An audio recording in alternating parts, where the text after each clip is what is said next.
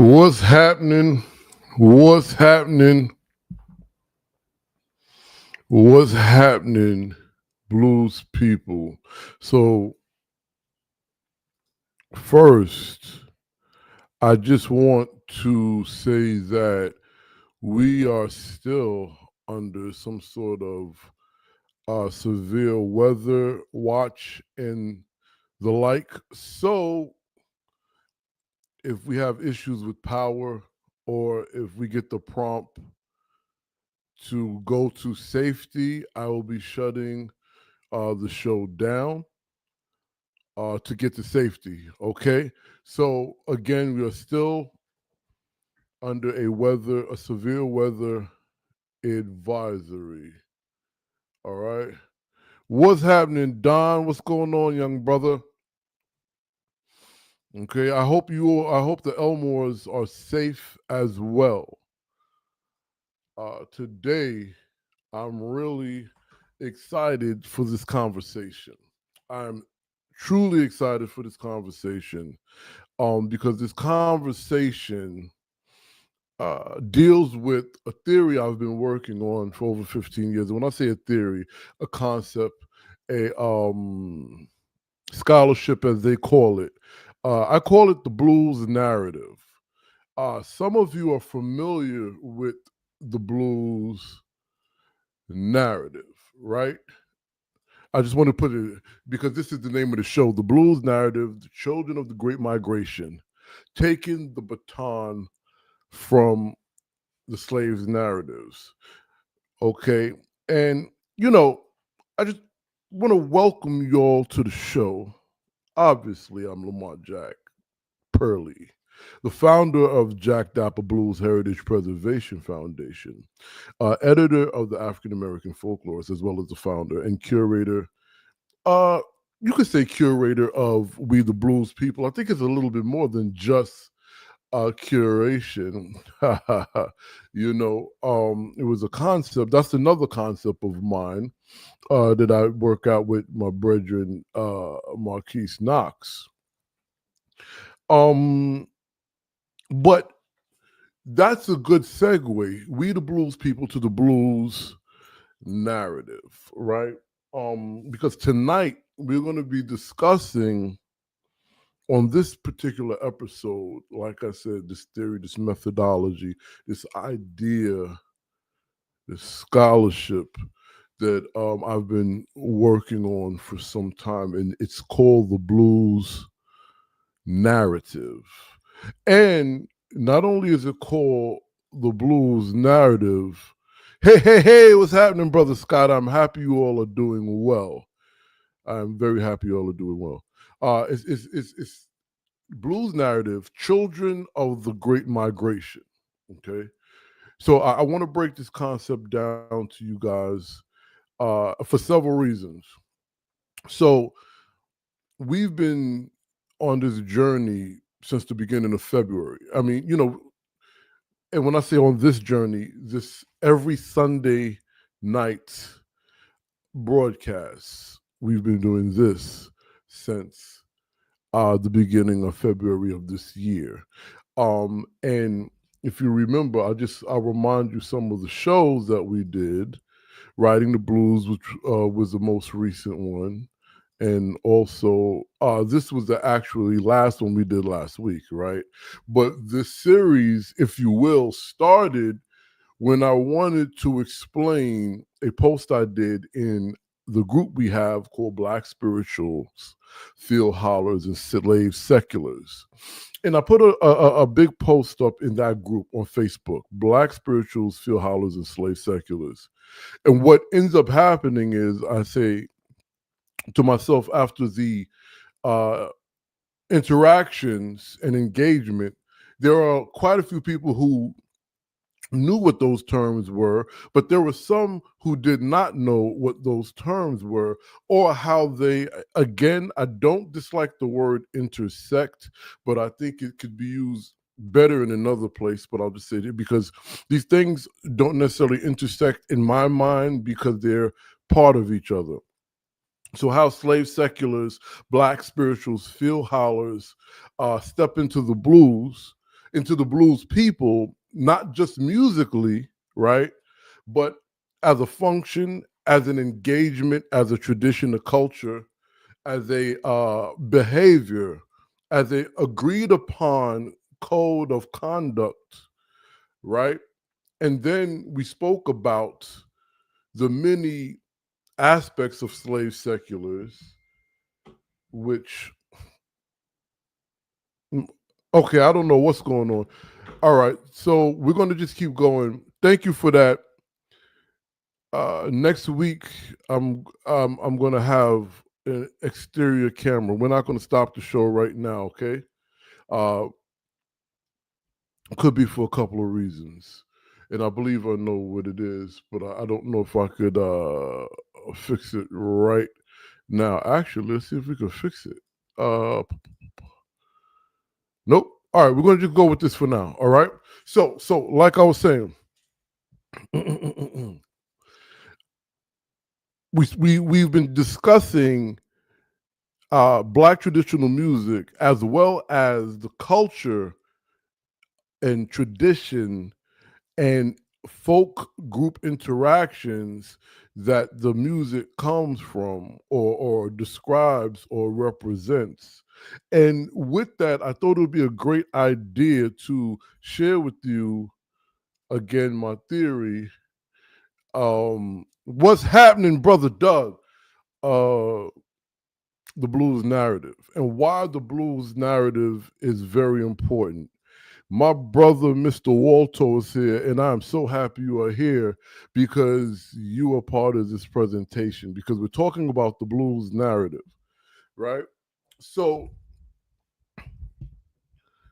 what another part of this that I think is very instrumental, let alone significant, is the exploitation and capitalism and labor conflicts and broken treaties that happened on the Americas. My dear good sister Tafara, what's happening with you? That's family right there. So when we discuss all these things, we have to. This is where the blues narrative lives. The children of the Great Migration, and now here's the kicker. I seem to be arrogant enough with the blues narrative to think I can take the baton from the slave narratives because that's really where it begins, where the slave narratives end. Why? Because the slave narratives are the story of those born into slavery, meaning they were born at the tail end. There is or they were born the generation directly after emancipation. Well, with the blues narrative, which we are the blues people, we are the children of the migration. We are the children of the Trail of Tears. We are the children of broken treaties. We are the children of the result of the New Deal. Oh, so it gets a little deep.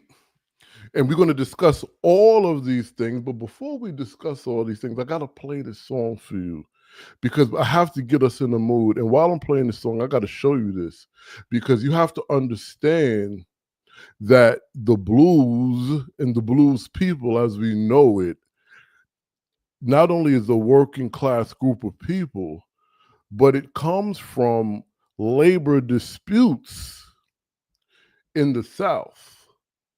And we're going to start with this. Whoa, if I get up in the morning feeling like I did today, boy, come on, with y'all outside. Hey, I'm gonna pack my suitcase, Captain, make my long getaway. Hey, with y'all outside. So that's the name of that song is called "If I Get Up in the Morning." Okay, And a lot of the songs that I'll be playing tonight, and I'm not playing no full songs, just to give you all a little touch and taste. They're coming from the Library of Congress, recorded by Alan Lomax, as well as Ruby T. Lomax. And these are collections coming out of Arkansas in the 30s. Okay. And I thought it was is the word imperative? I think it's that we use work songs specifically, the work song version of the blues, because I don't get it twisted when we call it these names.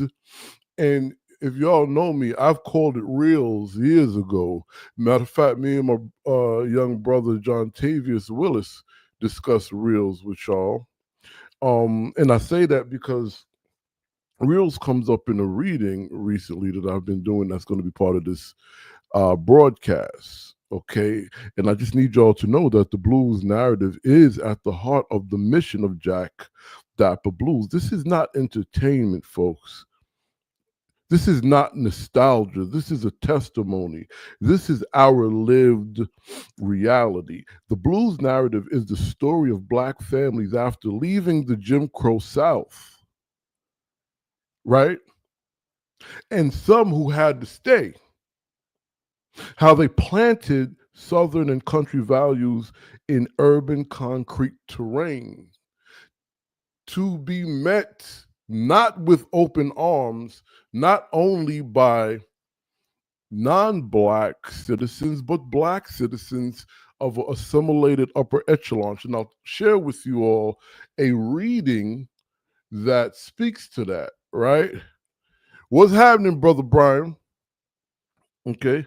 Also, how these Southern and country values raised children, kept tradition, and weathered storms of systematic oppression, civil unrest, crack epidemics, and gentrification. So ultimately, we're discussing folk, I guess you could say, born between the eras of 1945 and 2004.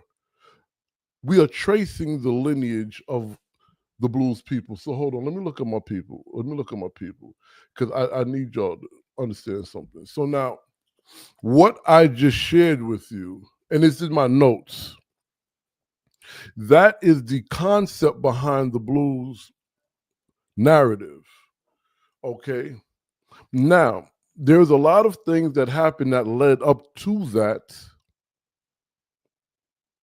But when I speak of the blues narrative, I speak of the result of the things that led up to that, and then what happened in those eras leading up to what happened in the last couple of years, more than a couple of years, right? We could think of 2018 to now. And I say 2018 to now because 2018 was the beginning of different happenings that led to the quarantine, which led to everything that is happening now. Now, with that, in my version of the blues narrative, there is Dr. Clyde Woods, who has something called the blues epistemology.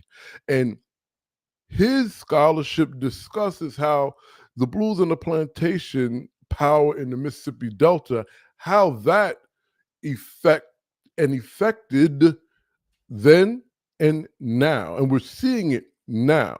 So he and I are parallel in certain instances of how we look at the disruption of Afro-Indigenous, which I've said that name, excuse me, Black American. I use African American, and then there is an African American, and that is the mixture of the Black American and the African, or the dual citizenship. But we're also speaking of those that are American, Indigenous, Indian, of tribal, all of the above. Do you understand?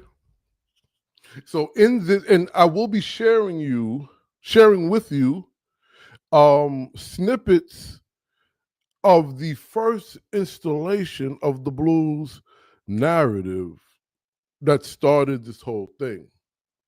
Because this was a concept that I was grappling with for a long time.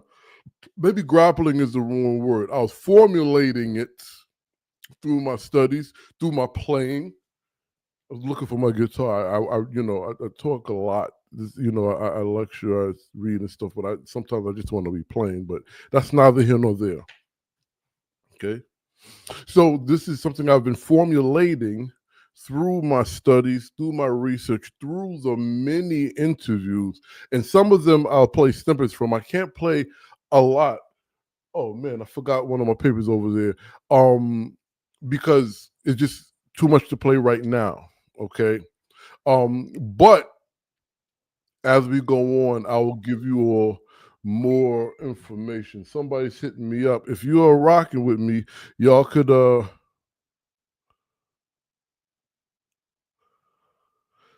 absolutely.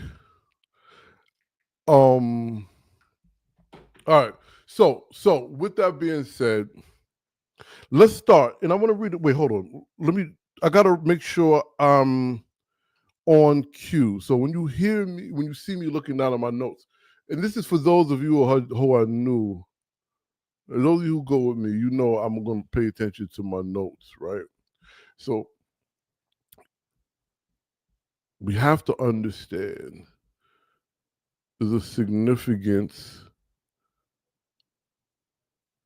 of the blues narrative to the blues expression, and all of that comes from history, movement, interaction, engagement, behavior, vernacular, whatever comes out of the people and why it comes out of the people, okay? So now I want to start with my first interview of the blues narrative with my brother, Mr. Walto. And now this is a very, very, and you can hear this entire interview, and it's not the type of interview that you think it is, right? These aren't like radio friendly interviews. These are real what we call ethnographic interviews. We're just sitting down discussing and asking questions about uh, patterns, circumstances, oral histories, if you will. You can hear this entire interview here at the African American Folklorist. Now, as you can see, Mr. Walto is a descendant from the Muskogee Creek and Seminole Nation. He is not African American. Okay, there is nothing about this brother that is African. Okay, he is a Seminole of the Muskogee Nation. Okay. Now, with that being said, I want to start this off with a snippet of an interview I did with him when I first began the blues narrative. So we're in June 2020. 2020 started off real weird. At the end of 2019, maybe from September to October, there was threats and talk of a World War III. There was a couple of assassinations and missile launches. And by the end of 2019 and the beginning of 2020, we were told, I believe, by Iran or Syria that America was going to pay. During that time, and a little bit before, there was a virus allegedly starting in China and making its rounds through Russia. Well, I don't think it hit Russia, but it hit Italy, it hit Iran and other places in the so-called Middle East, and then it made its ways to the Americas, right? Better known as Turtle Island, if I'm not mistaken. And and right now, in the midst of a pandemic, a what could be considered a soft lockdown, a quarantine, we have witnessed and are experiencing national civil unrest for the killing of a black man. This is the Blues Narrative, Volume 1.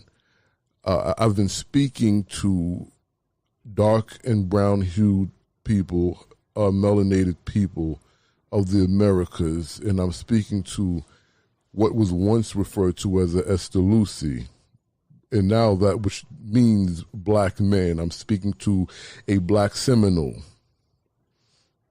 I believe the term is First American. And we're going to right. That's the term, right, Brother Walto? Well, it's First American if you're in Canada. So what's the term here? American Indian. Okay. So let's, before we get into what's going on right now, which I'm sure you'll be able to share with us, this is not a first of all the stuff that we're experiencing, correct? No. You have to. This started back in, around 1820 with the Indian Removal Act. So see, that's what we actually suffered under, is the Indian Removal Act. When you went from being an Indian to being assimilated. Assimilated into European culture or the new United States? Well, now, where is the dividing line between the two? Please. Because, see, there ain't actually a dividing line between the two of them. They're the same people. The United States didn't lose their European concepts or structure much, but they did learn from us. Because you take, like, even the Constitution of the United States, that came from the Iroquois, or the Six Nations Pact, is where they got it from. Europeans didn't have that much education or intelligence when they got here to even set up nothing that looks like this. Huh? So they took what was already here and stuck their name on it and claimed that they did. But that's not exactly what the history books are going to tell you. No. Remember now, when you so-called white folks, and I use that term specifically because there is really no such thing as a white or a black person, and you can actually trace the date of the birth of the white people as a separate entity in this country. That has a birth date. I hope you all heard what he just said in the interview that he and I did. He said there is no such thing as a white or a black person, and he can give you the date when the concept of a white person was born here on the Americas. Now, the reason why I stress that is because there's a lot of people, scholarship, and everything that confirms color or race as a color is a construct. And again, going back to our dear brother who I'd never had a chance to meet, but we share similar ideologies when it comes to the blues people in the story. It was a exploitation of land resource and labor. What I would say though, and Tim Wise comes to mind, right? But I think we do have to keep in mind that even though there is no such thing, and even though we know the color scheme at the bottom is not just one quote unquote made up color that they've categorized us in, we do have to acknowledge that there were and are laws that some people may not even know are in existence or existed that were enforced to disenfranchise Black American, indigenous, Afro-indigenous people, folk of the South, with the intentions of land grabbing. So now, going back to Mr. Walto, he and I spoke in detail, and in his scholarship, he explains the well a lot of the reasons for lynchings, because there was Pat Pracker, who was reclassifying folk, and if you didn't reclassify, they ran you off your land. If you didn't give up your land, they lynched you. We hear a lot of these histories of families losing the father and or husband to lynching and all types of extreme violence because they would not give up their land, but they don't tell you who the people actually are, right? They don't tell you that the person who looks like myself, but not African, indigenous to the Americas, and this is what's happening. Now, there's another one I want to speak about. I'm gonna jump around a bit. Again, the idea of the blues narrative is looking at the children of the Great Migration, and I chose all of my scholarships, ideologies, theories, however you wanna, is based on my family. So, excuse me, when I say hip hop is the great great great grandchild of the blues, I equate that to the birth of my grandparents, late teens, mid 20s, right? So we know that the blues and reels were active. And you know what? We can just go into the 1840s, though we know it predates this. We know it predates this, right? So if my grandparents, all four of them, are born between the 19 teens and the mid 1920s, that means their parents and their parents' parents are, for the blues that we're actually talking about, even though it goes further, that's the three generations. See what I mean? So I say that to bring it back to the children of the Great Migration, because born into slavery has, I'm not even just talking about the years they were being documented, but years of when the folks were born who were being documented. So I'm looking at 1945 to 2004. I can go a little lower, but I say 2004 because I think of my nephews and our older children, and even our children here that are in their mid to late teens, but the children who had the opportunities to engage with their grandparents, right? Because my mother was born in 49 and my pops was born in 48. You see what I'm saying? So their migrations were in the 50s. Well, let me backtrack it a bit, okay? Because my mother and my mother and my uncle was born in Chicago. That was due to the migration. So they were already, so my grandparents on one end was already migrated. You see? Then the next to the Northeast. So it went from Mississippi to Chicago to New York. And then on the other side, Louisiana to New York. You know? So why is that important? Because those original traditions and values stem from those original folk who made that original move.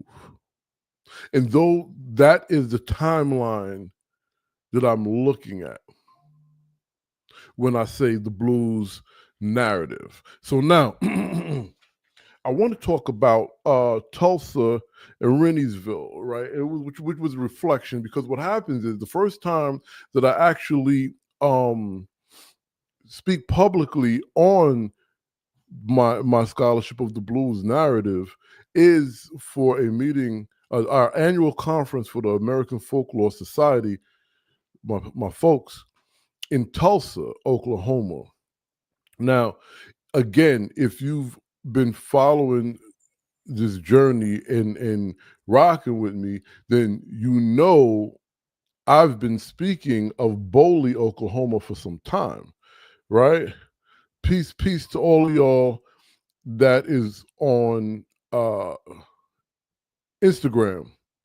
Please remember, I do not see y'all on the feed like I do folk that's on YouTube, Facebook, and LinkedIn and stuff, okay? Which we are not on LinkedIn this evening, and I totally forgot, but it's okay. Okay. So again, if you've been following me for a minute, you know that I've been rocking and I with Bowley, Oklahoma. I love the idea of Bowley, Oklahoma. You know what I'm saying? Because Bowley, Oklahoma was formulated out of the idea that these Negroes, these Black indigenous, these Black American folk were going to make it or break it on their own merit with no external help from anyone. And that's a whole different story. Matter of fact, I did a full piece on the YouTube page on Jack Dappa Blues radio and TV YouTube channel about Bowley, Oklahoma. So I won't get too much into that. However, what I'm getting to is this year we ended up in Tulsa, Oklahoma for the American Folklore Society, and it was a great experience. I got to see Tulsa. I got to experience great people, and even meet and develop relationships with collaborators that I still work with. Uh, word up, word up. We got to talk, big brother. So I'm there, and I this is the first time I present the blues narrative, and in that, Mr. Walto is highlighted. Chief Warhorse is highlighted. Miss Nashima Harvey is highlighted. My brother Troy Purley is highlighted, and a few other people. And we're going to get to all those folks, right? But I developed a relationship with someone called Miss Selby, who runs a blues, like her land is just blues, and they have a festival every year on her land. And I through that, I collaborated and partnered with Sarah and Patrick out at Oklahoma State University, and we ended up going back and collecting some interviews. We're not finished. There's more work to be done.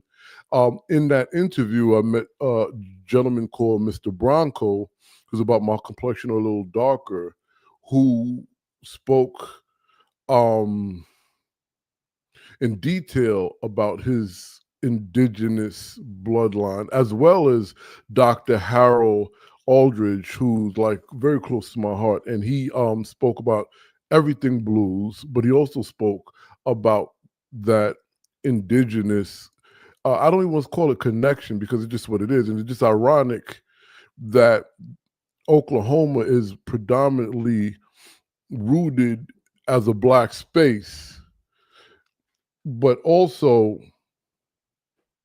oh my goodness, I wish I knew that. I really wish I knew that. Okay, I will definitely holler at her as well. Um, Oklahoma is an extremely Black space, and it's just kind of ironic that the history, the text of Oklahoma reads Muskegee, reads Creek, reads indigenous Indian, but all the people look like me or some variation of me, right? Yes, I'm making a point. So with that being said, I just was really excited, and I was out there, and actually, to get more to the point, before I gave my first public presentation on the blues narrative, I realized I had everything, or not everything, most things that I thought about Oklahoma incorrectly. So a lot of things I'm explaining right now was solidified by my trip there. And so with that, I ended up meeting these two brothers through a good sister, Dr. Autumn Brown, and I interviewed them, and I'm going to share a piece of this interview with you all. But before I share a piece of this interview, I need you all to know that you can go to Jack Dappa Blues radio.tv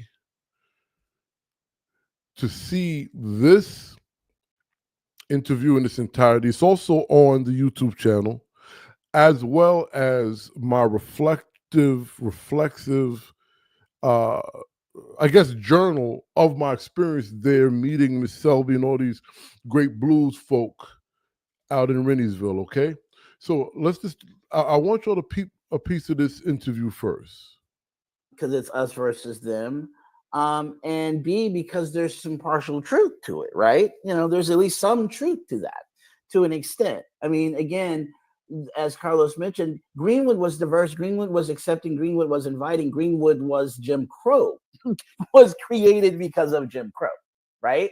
So it's all there, right? It's both and I think one of the things, again, about the district is not only, right, that when the Gurleys, when Emma Gurley bought that first plot of land, and then, folks came, Gurley himself was a big booster back in the day, booster being folks who were inviting, calling folks, move to Tulsa, move to Greenwood. It's a place where a black person can live more freely, not under the same sort of yoke of Jim Crow in the South. So folks were actually recruiting folks as Greenwood being a kind of a Negro paradise in a way, right? And in fact, in many ways, it was, but it was very much it was very much Jim Crow segregated Tulsa, Oklahoma, right? And it wasn't. And I think a part of that, and I want to make sure that I speak carefully, because the state wasn't established until 1907. So it's Jim Crow Indian territory, right? And so I think that's an important thing for us to remember as we move forward with this, and for folks viewing to understand that we're still talking pre-statehood, right? And in pre-statehood Oklahoma, there were two black men who served in the House of Representatives in the pre-statehood legislature. As soon as statehood was granted, those two men were kicked out. They were moved, right? And also to piggyback on something Carlos said, he mentioned the Trail of Tears, the Long Walk, forced removal, and that is how the majority of black folks got here in the first place, with those 5 tribes, either as freedmen, married, or property, right? And so, but it's very interesting when you think about again on what Carlos just said. Greenwood was welcoming, but Greenwood was welcoming in the context of a Jim Crow segregation. So, could I ask a question? Mm-hmm. Is it a fair statement to say those affected by Jim Crow, meaning black and every other ethnic group, right? BIPOC was what is referred to as today. These are the groups of people that were welcomed. Yeah, absolutely, and both welcomed and celebrated. I spent a lot of time researching my book, looking through the newspapers of the time. There was two newspapers, the Oklahoma Sun and the Tulsa Star. And the Tulsa Star I would see these issues, and they would have these huge, giant headlines across the whole front of the paper, saying, Greenwood celebrates its women. And so here was a place that was celebrating and lifting up Black women business owners and leaders of the community, and saying, we need more strong women leaders like this. Like he was saying earlier, recruiting people to move to Greenwood by saying, we're going to lift up the women of our community, and that's something you really just didn't see in a lot of places at all. So another, is it a fair statement question, to say that it was it predates the term diverse or diversity and inclusion, and they were just about that life before that was even a concept. Absolutely. Yeah. So instead of saying the massacre or race riot of Tulsa 1921, should it be called or referred to as the attack on Greenwood 1921? And if so, please share why. That's the phrase that I've been using a lot, is the attack on Greenwood. First of all, it was not a riot. 56 Black men were criminally charged for inciting a riot. And the criminal charge against them was not dropped until 1996. So we have to end the use of that word right now. To be just and fair to the people of Greenwood. They were not the perpetrators of this violence. So then we move into using the word massacre, which to me implies that the target of this violence was the people of Greenwood, and it certainly was. But when you take a look at the fact that 2 divisions of the National Guard were dispatched to evacuate the neighborhood of Greenwood before torches were set to homes, before these airplanes were dropping bombs on houses and businesses, the death toll of the massacre is right around 300. We think it's more. But you're talking about a neighborhood of more than 10,000 people. So the fact that there were, and the fact that there were 300 deaths, there could have been 3,000 deaths. There could have been 6, 7, 8,000 deaths. But they intentionally and systematically evacuated this neighborhood before they set fire to it. The target of this violence was the land. So we need to go back to that story of who owns the land, who wants to own the land, how valuable is the land. Remember, it was on this crossroads of 4 railroad tracks. That's like being on the highest speed gigabit internet you could possibly be on, in terms of how much that impacted Greenwood's economic prosperity and ease of people being able to travel in and out of Greenwood.